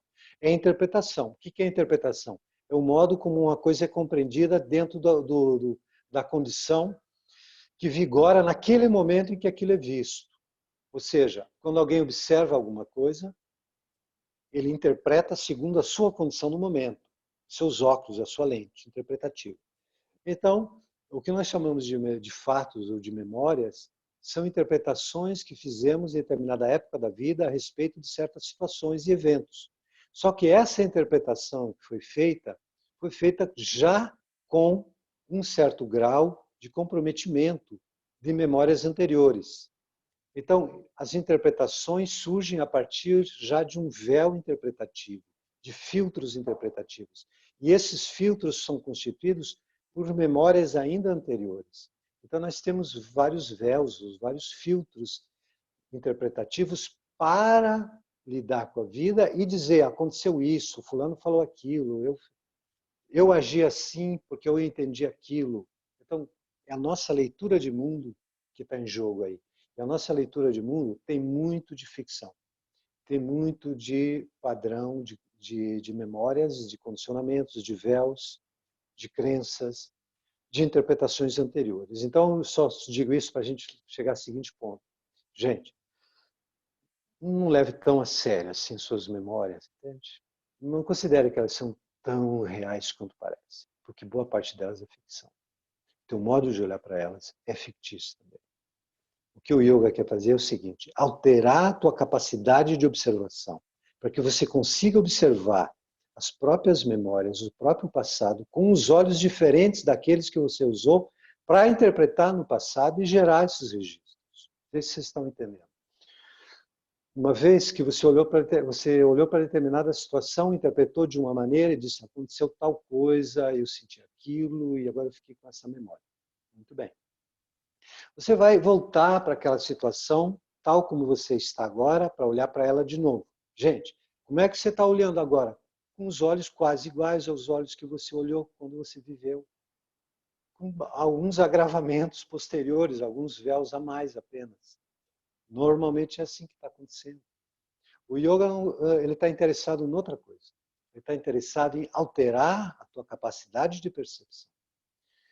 Porque se alterar a sua capacidade de percepção, você vai olhar para as memórias com outros olhos já. Isso eu chamo de qualificação da percepção. Gente, a vida é o que você percebe. O que nos interessa é o que então? Alterar a percepção para enxergar com outros olhos, enxergar a vida com outros olhos, portanto, enxergar outra vida, outro nível de existência, outra dimensão da vida, que não é vista a partir dos olhos habituais. Então, o yoga quer mudar não a sua interpretação do passado, porque a sua interpretação vai estar condicionada também agora. Nós queremos alterar a tua capacidade de percepção com as práticas, com os mantras, com as meditações. Porque uma vez que você olhe para o passado com outros olhos, você vai olhar e vai dizer assim, pô, como é que eu entendi que aquilo tinha acontecido? De verdade, nem foi aquilo mesmo, foi outra coisa. Agora que eu estou olhando para aquilo, eu estou vendo de um outro modo, de um outro ângulo. Estou compreendendo outra coisa. Nem era bem como eu estava pensando que tinha sido, foi diferente. E o que eu senti naquela época foi o que eu consegui sentir dentro do ângulo que eu estava vendo. Mas hoje eu consigo olhar e ver a mim mesmo naquela época, com os vários véus, o que surgiu desses véus como significado. E agora, olhando, eu vejo que é outra coisa. É uma ressignificação do passado. Não é uma amnésia, não é uma retirada de memórias, mas uma ressignificação, ou seja, um olhar com outros olhos capaz de enxergar melhor. Esse é um ponto que eu queria falar, uma pequena observação inicial sobre essa questão de passado. Então, por isso que o yoga está trabalhando não com análise do passado. Tá? Porque a análise sempre pressupõe aquele que analisa, e aquele que analisa é o constituído por memórias, por condicionamentos, os anseios, por receios, por expectativas, por exigências, e vai estar sempre jogando tudo isso naquilo que está analisando. O yoga quer alterar a capacidade de percepção para que você possa olhar com outros olhos. Para isso, utilizo o mantra, como disse já em um certo momento da conversa, que o mantra desconstrói algumas amarras e cristalizações de memórias, de energias estagnadas, ajudando a elevação do nível vital, portanto, mais prana, mais energia para construir condições de percepção novas. Todo o conjunto das práticas, junto com a atenção plena, com a autoobservação meditativa, possibilitar um outro olhar sobre o passado, sobre as memórias e, portanto, um outro olhar que enxerga diferente, transmuta os significados confusos, incompletos, e consegue, com isso, ressignificar, perceber que era outra coisa lá. Muito bem, esse é um ponto.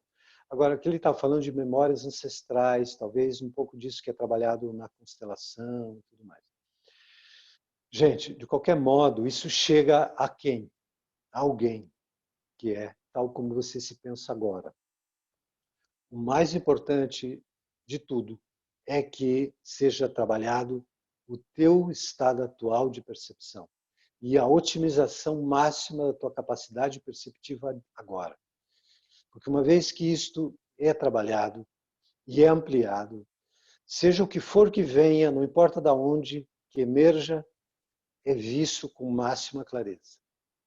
Gente, isso significa, isso é muito importante, porque nós estamos vivendo agora uma época de reavaliação de nós mesmos em muitas instâncias. Tá? Inclusive esse encontro com essas energias ancestrais, familiares, e, da própria espécie humana, na verdade, que hoje está sendo trabalhado. Uma constelação do ser humano como ser planetário mesmo. Bom, o que importa é o seguinte, o que emerge aí em você como impulso, como emoção, como ideia, Não importa de onde vem, gente, importa é onde chega. Entende? Desde onde se observa aquilo que emerge. E aquilo que emerge, eu nem estou falando como uma memória, que você está tendo uma visão de outra encarnação, que você está tendo uma visão de uma energia que vem lá do seu bisavô e não sei o que mais, o que é possível sim. Mas o que importa é como isso chega, e chega a quem? Que estado de consciência é esse que acolhe isso que chega? Aí está o ponto de mutação, aí está o ponto determinante de uma modificação, de uma reavaliação a partir do condicionamento. Que pode ser, gostei disso, não gostei daquilo, fiquei com medo daquilo, mas me apeguei àquilo outro. Gente, isso tudo é o olhar comprometido. Não tem mais jeito. A época aquariana, né, como se chama, ou o que for que queira chamar, ela exige de nós o seguinte, isso é bem interessante, porque ela exige de nós, de cada ser humano agora, uma coisa que é a cognição direta, cognição do ser, da alma. Popularmente, e às vezes de uma maneira confusa, chamado intuição. Intuição da alma. Buddhi, a inteligência intuitiva direta. Que é o olhar sem véus. É o olhar meditativo. Então, vejam bem. Todas as práticas que desbloqueiam a glândula pituitária, que trazem energia para essa área, são muito importantes. Na nossa época agora nós precisamos de duas coisas. E as duas têm a ver com instinto. O que é instinto? Instinto é a inteligência da natureza, focalizada na manutenção da encarnação, a manutenção do corpo físico. Muito importante, gente, porque se não tiver isso, se você estiver frágil aí no primeiro chakra, os 3 primeiros chakras, você vai estar muito assustado com esse momento planetário, você vai estar muito inseguro com esse momento planetário, você está muito desestabilizado com esse momento planetário. Então, se você trabalhar os 3 primeiros chakras, o primeiro chakra, muito poderosamente, porque é a estabilização, é a capacidade de manter-se encarnado aqui nesse mundo. É isso que está em jogo agora. Sua inteligência de preservação. Outro dia uma pessoa, não tenho medo desse vírus, eu saio na rua e não tenho medo de vírus. Não, isso é burrice, não é inteligência. Isso não é falta de medo, é falta de inteligência. Isso não é não ter medo, isso é não ter inteligência. A inteligência do primeiro chakra, ela te dá a sagacidade de usar dentro do possível, não é garantido, mas você vai fazer o melhor possível para se preservar. Isso é inteligência, isso não é medo. O primeiro chakra não tem a ver com medo, a autopreservação não tem a ver com medo, tem a ver com inteligência. A inteligência natural. Que é embutida, que é um chip da natureza. Agora tem um outro tipo de inteligência que também não é do mental, que também não é da vontade egóica, que também não é da mente. É a inteligência da alma, a inteligência aqui do 6º chakra. Então nós precisamos intuição e instinto. Base e aqui.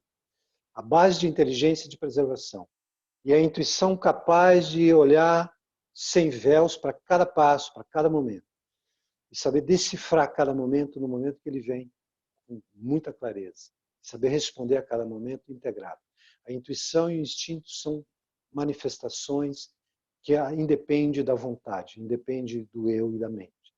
São a expressão da inteligência, um da natureza, Shakti, do poder da natureza, e outro de Shiva, terceiro olho da inteligência da alma.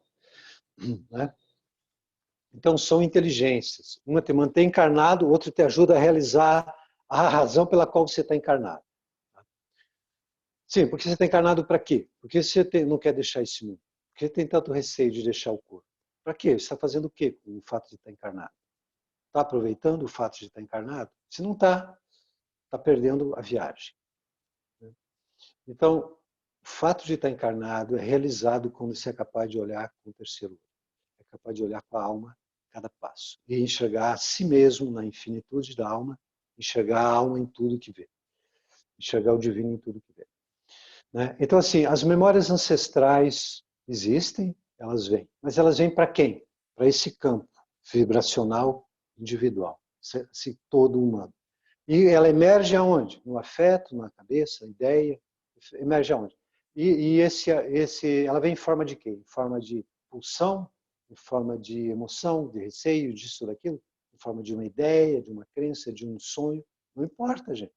Importa desde onde é recebido aquilo que vem. E é esse o nosso trabalho. O yoga trabalha com criar as condições para receber, seja lá o que venha, e decifrar e distinguir pela intuição aquilo que chega e compreender com absoluta clareza tudo que vem e se desidentificar de todo tipo de memória. Tá? Porque o que o ser é transcende tempo e espaço. O que o ser é está além da memória. A memória vem como parte de um programa da forma, mas a inteligência vem da não forma, vem da alma. Então, a inteligência da alma transmutando todos os sanskaras, que Patanjali chama-se, todas as coisas que emergem, não importa de quanto. Semana passada, 500 anos do vizinho, do bairro, dos bisavôs, não importa. Quando vem para quem e aonde. É aí que nós estamos trabalhando com o yoga, tá bom? Tem muitas terapias que lidam com isso, constelação, terapias, todas podem ter um papel relevante. Mas finalmente isso chega, se decide aí dentro de cada um e na percepção de si e como se compreende aquilo que vem. Ok? Então o yoga está trabalhando nisso. Ok? Está claro? Não sei se está claro, se tiver qualquer ponderação ou complemento de pergunta, pode falar.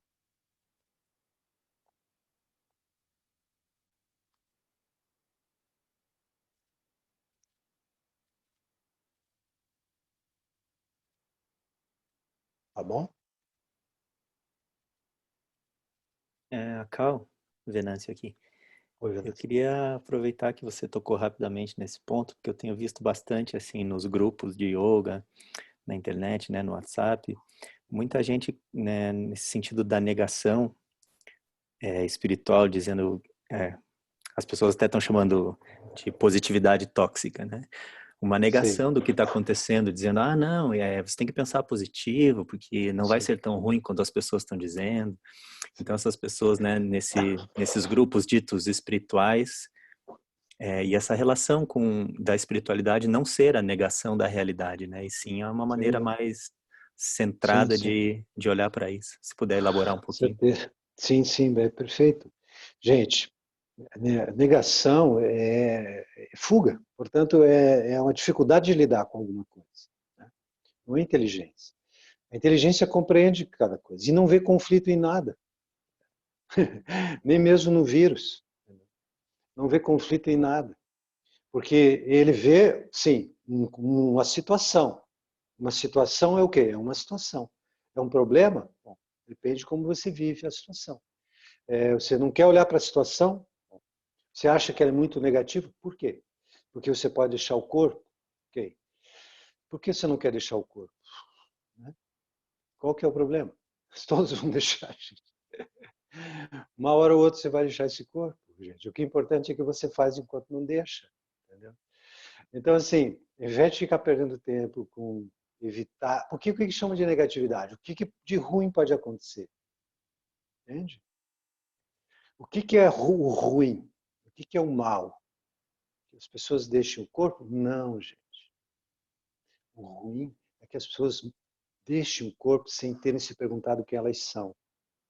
O ruim é que as pessoas não usem o tempo que elas estão vivendo para se descobrir nessa dimensão da alma, de si mesmo, do além de si mesmo. Não é alienação da realidade. É interpretação com mínimo de véus, máximo de clareza, para compreender o que é. Assim, você está dizendo, o que é negatividade? É o modo como os outros interpretam a realidade, jogando um significado tanto aterrorizante, um tanto assustador, né? Baseado em interpretações, né, que são alarmistas e tudo mais, tudo mais, tudo mais. Bom, quem que se afeta com isso? Quem está vendo por esse ângulo. Só se afeta com negatividade quem não está lidando bem com a sua própria negatividade e que está tentando evitar lidar com ela. Quem está olhando de uma maneira incompleta. Caso contrário, você olha e diz assim, essa pessoa está extrapolando a sua interpretação da realidade, está colocando um peso tremendo nos riscos, né? De uma maneira criadora de medo, que no final das contas diz respeito ao quê? Diz respeito à manutenção daquilo que ela pensa ser, diz respeito à manutenção de uma mentalidade, de um modo de vida, dos seus apegos, dos seus anseios, evitando os seus receios e tudo mais, e ela está jogando isso e está dizendo que isso é negativo. É um modo de olhar, gente, que é negativo. Não é a realidade que é negativa, é um modo de olhar. Então, assim, se você vê cenas na internet, onde pessoas estão deixando o corpo na rua, como eu vi no Peru, cenas, as pessoas estão deitadas uma atrás de um carro, me lembro, a outra ali se movendo, ainda não completamente, ainda tendo deixado o corpo, uma situação bem próxima disso, precisando de algum socorro, de alguma ajuda. As pessoas têm receio, porque elas não têm recursos para ajudar, elas não são especialistas em saúde, elas não sabem o que fazer, e elas têm receio de que aquilo lhe afete também, e ela não sabe como se proteger. Então, isso está acontecendo em alguns lugares. Quando você vê uma cena assim, você vai dizer que isso é ruim, que isso é negativo? Gente, isso não é negativo nem ruim. Isso é simplesmente um fato. As pessoas estão deixando o corpo, né? Porque não tem cuidados naquele país, porque não tem um bom sistema de saúde naquele país, porque as condições sociais e econômicas não estão favoráveis. Em alguns lugares eles acreditavam num conto de fadas, que é melhor não ter Estado, que é melhor que o Estado desapareça. E aí quando chega um momento em que o Estado que teria que cuidar das pessoas não tem sistema de saúde suficiente para cuidar, e as pessoas ficarão ali, né? E aí as outras pessoas passam e não sabem como ajudar, elas podem no máximo fazer uma oração, uma vibração, mas elas chegarem próximas, elas serão a continuidade do problema. Pô, eu estou dando uma cena, né? Você pode dizer, eu não quero nem ver isso, porque isso é muito negativo. Gente, isso é a vida. Isso não é negativo nem positivo. Você poderia olhar para isso e dizer assim, isso está acontecendo. O que eu posso me perguntar é o seguinte, o quanto isso poderia ter sido evitado? Poderia pensar nisso, em termos de sistema, de estrutura de saúde, em termos de prevenção, em termos de precaução, que em alguns lugares não foi tomado porque eles achavam que não era nada, né? Ou então eu poderia dizer, o que eu posso fazer agora, nesse momento, que essa pessoa está deixando o corpo? Eu posso enviar uma vibração de luz, de poder, de elevação, para que aquela consciência que está ali deixando o corpo possa deixar esse corpo e, quem sabe, receber imediatamente uma sintonia com a sua própria alma e, quem sabe, deixar esse corpo com mais consciência, com mais leveza. Em um outro plano, ela possa se abrir para receber algum tipo de ajuda em outro plano que está sendo bastante trabalho no outro plano. Quem está no outro plano está trabalhando tanto quanto quem está nesse para atender essas pessoas. É muita gente deixando o corpo e eles já sabiam disso. Não sei se eles sabem disso, eles já sabiam que isso ia acontecer. Em algum momento, as pessoas deixam o corpo coletivamente. Isso sempre ocorreu na história da humanidade. O que você pode fazer para ajudar as pessoas a ter mais saúde, evitar, ajudar, ter mais consciência? Né? Pessoas alarmistas que querem transferir os seus medos para os outros. Se você tiver clareza, você não se afeta com o medo delas. Tá? Se você tiver clareza, você compreende o quanto elas estão assustadas e por isso estão querendo transferir seus medos para os outros. Se você tiver clareza a partir da alma, você observa o quanto as pessoas estão perdidas e você não se afeta com o fato de elas estarem perdidas, gente.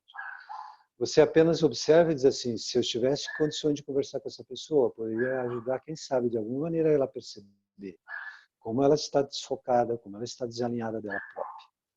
Você não fica com raiva dela. Você apenas percebe o nível de consciência que ela se encontra.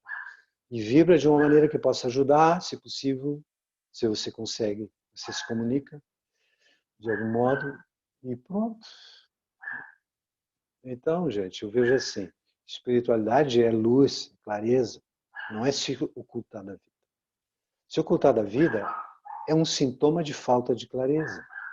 Ok? Pode ser que seja uma forma de proteção. Algumas pessoas querem se proteger. Quando você quer se proteger, gente, vou dizer para você, não dê à sua fragilidade o status de espiritualidade. Não dê à sua fragilidade um status de elevação espiritual. Ao contrário, dê à sua fragilidade o diagnóstico que ela realmente apresenta, que é dificuldade, que é fragilidade, que é se sentir afetado. Lida com isso em você, tal como isso é. Não queira chamar isso de virtude, porque isso é fragilidade. Não é nenhum erro ser frágil.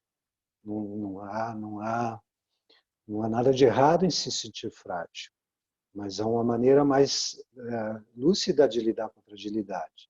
E não é da fragilidade o status de virtude, porque isso é auto-engano. É identificar a fragilidade. Eu me perturbo muito quando eu vejo aquilo. Ok? Não quero ver. Tudo bem, é um direito que você tem.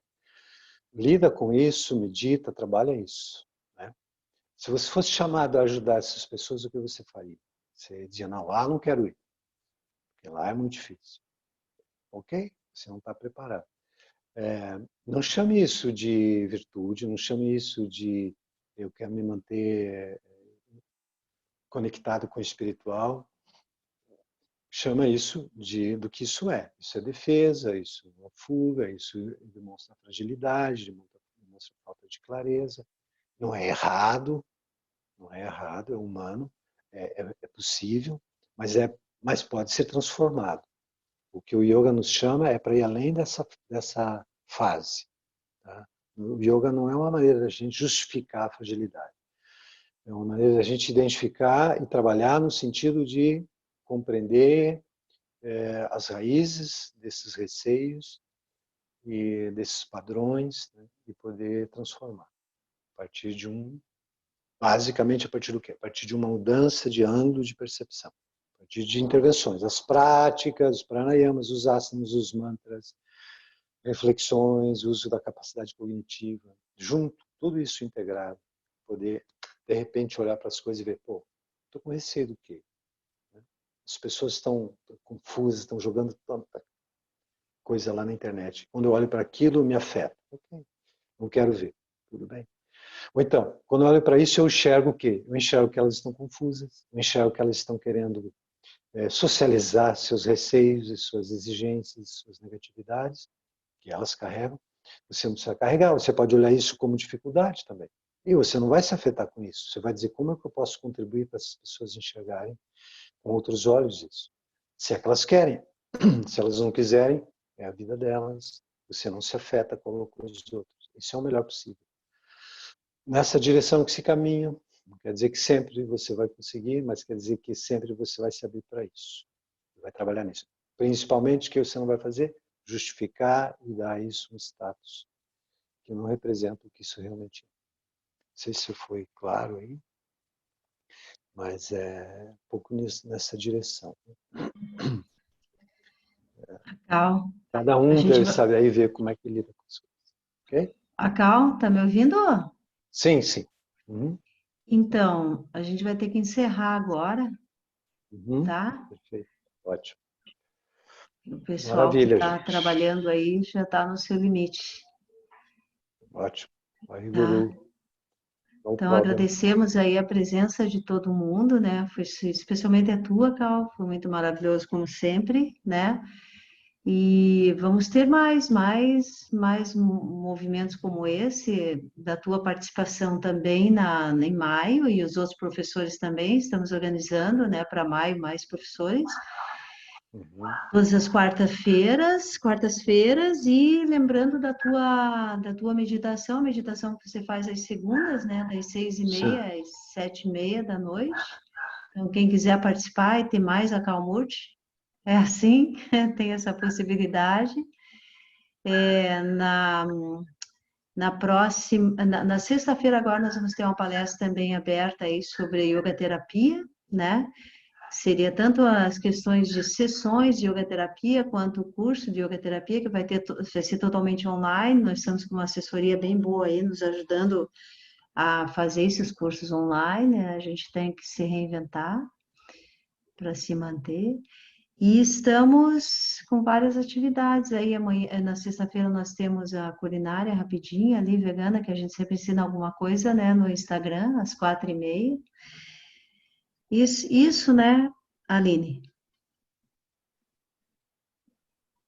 Tá sem microfone. Satnam. Então, isso, a gente tem no sábado também um workshop de detox que vai acontecer com a Maria Lúcia, das 10 da manhã ao meio-dia. Então, quem quiser mais informações, pode entrar em contato com a gente aqui do Nanak pelo WhatsApp, né, que a gente passa todos os detalhes. É um detox bem interessante, assim, né, principalmente com tudo isso que vem sendo trazido nas palestras e que vem bem ao encontro, assim, de tudo que a gente está vivendo, né, nesse momento de transformação, que a gente precisa se observar bastante, assim. Então, a gente está tentando fazer bastante atividades através dessas plataformas que aos pouquinhos a gente vai conhecendo, para que todo mundo tenha as ferramentas, né, e possa seguir se observando, assim. E também seguir nos ajudando a manter o Nanak Ashram ativo, né, porque temos sido nós, a Sandesh, a Prem e eu aqui no Ashram, mas a nossa Sangat é uma Sangat grande e que está conectada com a gente toda semana, assim, virtualmente, através das aulas regulares, das palestras que estão acontecendo, dos workshops. Os nossos professores estão trazendo também ideias de atividade, né, para que a gente possa manter o Nanak Ashram. Então, e aí vai ser interessante que todo mundo precisa participar das atividades, porque a gente já não tem mais tempo. A gente está trabalhando muito, né? E ainda assim criando muitas ideias, né? Trazendo muitas ideias e com muita vontade de fazer todas as atividades aí, né? Mas vai ser bom que agora vai ter a participação mais ativa aí dos professores, fora essa que já está acontecendo.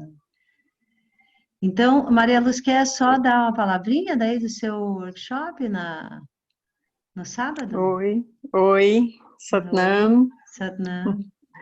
Então, só reforçando ali o que a Aline falou, que nesse momento, principalmente que a gente está vivendo, quão é importante a gente voltar a nossa atenção para a qualidade daquilo que a gente está ingerindo, né, na questão da alimentação, e também como que está o processo de eliminação no corpo, né? Então, a toxina, ela pode ser mental também, né, e vai refletir no corpo. Também tem a toxina do próprio processo metabólico. Então, é super importante, assim, quem puder participar, porque além daquele detox mais profundo, que eu vou passar as técnicas, tem uns outros, assim, que é possível fazer em 3 dias, em uma semana, que inclusive eu já fiz só com sucos e uma alimentação especial. Então, às vezes a pessoa pode falar, mas, né, não consigo fazer esse mais profundo, mas vai ter outros, assim, que também são importantes e bons e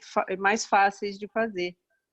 Mas claro que aquele mais profundo é o melhor. Mas o que eu quero dizer é assim, venham, conheçam, às vezes só você mudar um pouco a sua alimentação já vai ter resultados, porque como a Cal maravilhosamente falou, né, a yoga ela interfere no corpo, né, é uma ação no corpo, e que vai trazer resultados, né, energéticos, psíquicos, espirituais. Então é importante que a gente esteja com o corpo preparado assim para essas intervenções, porque tudo que a gente come vai se transformar nas nossas células, né? Então, só reforçando, assim, esse convite, sábado, das 10 ao meio-dia.